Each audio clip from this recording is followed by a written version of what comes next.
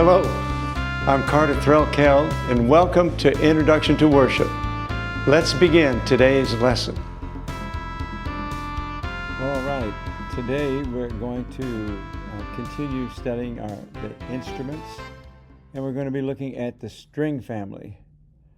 The string family is a very large family which includes guitars, banjos, mandolins, electric guitars, steel guitars, electric bass, violins, violas, cellos, string basses, lyres, zithers, dulcimers, auto harps, and I'm sure I've left a few out. There's two categories basically: plucked strings and bowed strings that you play with a bow. We'll begin our study with the study of the harp, since it's commonly considered the oldest string instrument, dating back thousands of years to 3000 BC, in fact. Harps have been found in ancient Egyptian tombs. They've been depicted on the walls of these tombs, and they appeared in written records starting about 700 BC in China. The strings of the harps were made of animal tendons, gut, braided hemp, or cotton cord, sometimes of silk or nylon and wire. Some harps were shaped like a bow. These were later replaced by angular harps with vertical or horizontal sound boxes. As you see in the picture, that first harp, there's a straight up and down post, the strings, and then that sloping piece is the sound box, a hollow box that resonates and amplifies the sound. The Hebrew harp, or kinnor, Kinnor, is mentioned throughout the book of Psalms, and I actually have a replica of what is generally accepted as the harp David would have played, one of these kinnors. It's a very beautiful instrument. Harpists were very interesting people. They played a crucial role in preserving folklore, legends, and national identity through music and storytelling. Harpists held high social status. Many served as advisors to chieftains and kings. It's well documented that many of these harpists were blind, possibly because harp playing was one of the few viable professions for blind individuals during that time. Blind musicians had an advantage in mastering musical skills that were passed down through generations before notation occurred, especially in cultures with strong oral traditions. So it makes sense that the blind would be very skillful in playing the harp. It's worth pointing out that playing music requires a great deal of oral skill, and that it is essential to the purity of preserving cultural styles. It wasn't until about almost 1800 that the first collection of Irish harp music was published. That leaves thousands of years of music learned and performed by ear or by rote. This was around the time when pedal harps became used to sharpen the string. To sharpen the string attached to it by a hook, a pedal was given to the harp. It was almost 100 years later when the double-action pedal harp was invented. Again, if you look at the picture, the harp on the left says pedal harp. You'll see that there's a pedal sticking out the back of it. Up the column of that harp is a series of rods that are attached to the pedals, and then those rods come over the top of the harp, connect to mechanisms that lower or raise the string a half a step when the pedal is moved.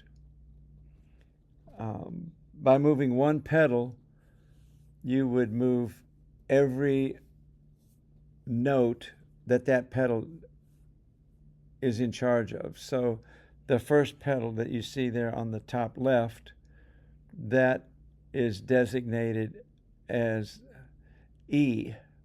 So by raising that pedal up, you would flat the E. By putting it in the middle, you would become E natural, and then pushing it to the floor, you would raise it.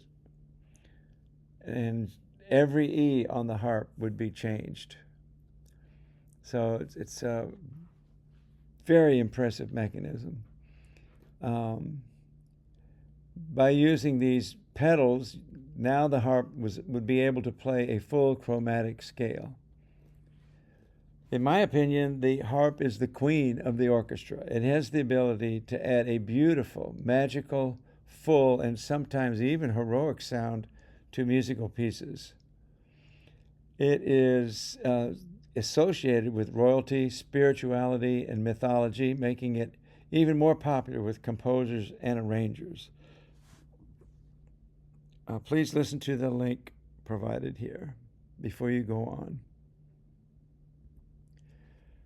The next oldest member of the string family is also a plucked instrument, and it would be the lute, which evolved into the oud, a fretless instrument from which the guitar has finally evolved. The modern guitar, as we know it, evolved over centuries, with roots tracing back to ancient stringed instruments. While guitar-like instruments existed much earlier, the modern classical guitar is largely credited to Antonio Torres Jurado in the 19th century. He developed the design that serves as the foundation for today's classical and steel-stringed acoustic guitars. In the mid-1930s, a man named Rickenbacker brought out the first electric guitar. It was known as the frying pan because of its shape. The patent application was filed in 1932 and granted in 1937. Since then, the electric guitar has dramatically changed music. Banjos, mandolins, and steel guitars are all related to the guitar and are played by plucking, picking, or strumming their strings. You might have noticed that every time an instrument is reinvented, it becomes more powerful and more influential. Whether it would be the flute, the concert harp, or now the electric guitar, new instruments seem to inspire new music.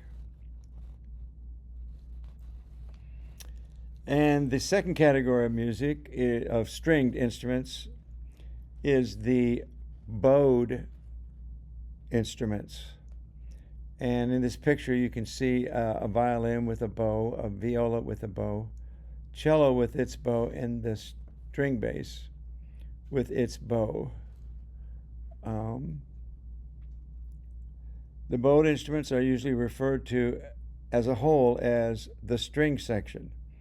They include, as I've said, the violin, cello, string bass, and viola. The soprano voice of the section is the violin. Alto would be the viola. The tenor voice is the cello, and the bass voice is the bass violin. The earliest records of violin appear in the mid-1500s, mostly found in paintings from that period. Today, the first chair violinist is typically seen as the second command of the orchestra after the conductor. They're in charge of tuning the orchestra, and they lead the strings section. This role dates back to the 17th century, when the violin became the most prominent in the music of the time. Vivaldi, Haydn, and others all focused more on the string section than other parts of the orchestra. These composers often made violins the stars of their compositions, and it's continued today, making talented violinists some of the most renowned musicians in the world. The alto voice of the string section is carried by the viola. The viola is a larger form of the violin with a larger box. It produces a rich, warm, and often mellow sound. It's lower in pitch by a fifth than a violin, but higher than a cello. It's frequently described as having a dark, earthy, or chocolatey timbre, which blends well with other stringed instruments in an orchestra. As we said, the tenor voice is carried by the cello, a very versatile instrument because of its large range. The cello's sound is often described as rich, warm, and deep, with a broad range of expression. It can evoke emotions from melancholy to joy. It is the most often compared to a human voice, particularly in the mid-lower registers. The instrument can be played with a bow for smooth lyrical sounds or plucked for more crisp percussive effect.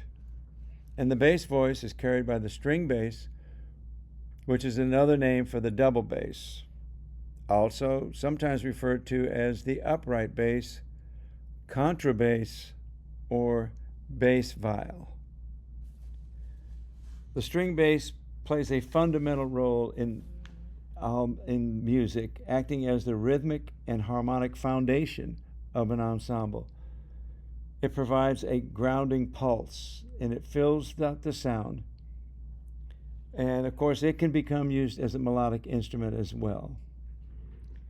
The stringed instruments in general, and especially because they are bowed, the bowing allows the strings, like the cello and violin, to produce a controlled vibrato. This vibrato adds warmth and emotionality to their sounds. It resembles the human voice, and sometimes it can resemble crying sounds. Because of this, the string section is connected the most as the most romantic effect on listeners. This link on this page is to a beautiful excerpt, a beautiful song, an emotional string number simply called Adagio for Strings by Samuel Barber. I hope you will enjoy it. This ends our study of the stringed instrument family.